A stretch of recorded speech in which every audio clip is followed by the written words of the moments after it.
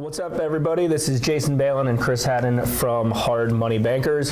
Hey, I want to do a quick follow-up from an article that recently wrote related to investing in real estate in areas that you know and in the types of properties that you know. It's really common, seeing a lot of deals that we see on a regular basis that we're just getting stuff, from folks that I'm like, what type of deal is that? Like, do you even know how to, invest in that? Why don't you stick to what you know, AKA the local area, stick to the property types because it seems like that would be a lot more sensible, and those are the types of transactions that are getting done these days. For sure. I mean, it's a big red flag for a lender like us if we see someone send us information on, I'm doing a wholesale here in Philly, I'm trying to flip a property in DC, I'm looking to acquire an apartment building in Northern Virginia. It's really clear that you're not dialed in on your strategy and you kind of don't know what you're doing. And if you happen to get into one of those deals, then you could be walking on thin ice because Exactly. I mean, there's so many deals in any local market, no matter where you're in. Stick to that and stick to what you know. And if you don't know it yet, why don't you get yourself educated a little bit further to get into that? So, rule of thumb: stick to your local area.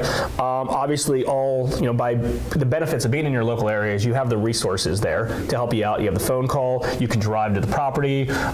You're close by. You can clean up any messes that potentially occur. There's contractors in that area, and be the expert in that area first, understand that market, and then you can branch out maybe into some other markets. Although I would guess that no matter what market you're in a big enough footprint that you can just invest there, and there's enough deals there, and hone in on your marketing, hone in on everything, be the expert right there in that local area, and do your thing there.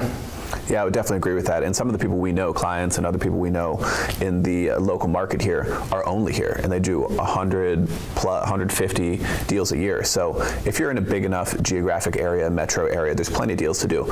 You can consider moving to different deal types, different property types, but after you really master your core business, your game plan, and then you can branch out from the residential rehab into a small apartment building or maybe an office or sure. And there's a big difference between those. I mean, huge difference. A lot of guys want to, I want to do, build ground up construction, or I want to do a condo conversion. I mean, permitting's different, time frames are different. You really got to surround yourself with experts that understand that. If you're an expert at flipping residential, single family, townhouses, things like that, stick with that at first. Understand the permitting process, understand the construction side, understand every bit of that, so you have like this wheelhouse of things. So anytime that phone rings or a new lead or new opportunity comes in, you can pluck that away and say, this works great for my model, or this doesn't work great for my model. And don't be scared to turn down deals just because it doesn't work.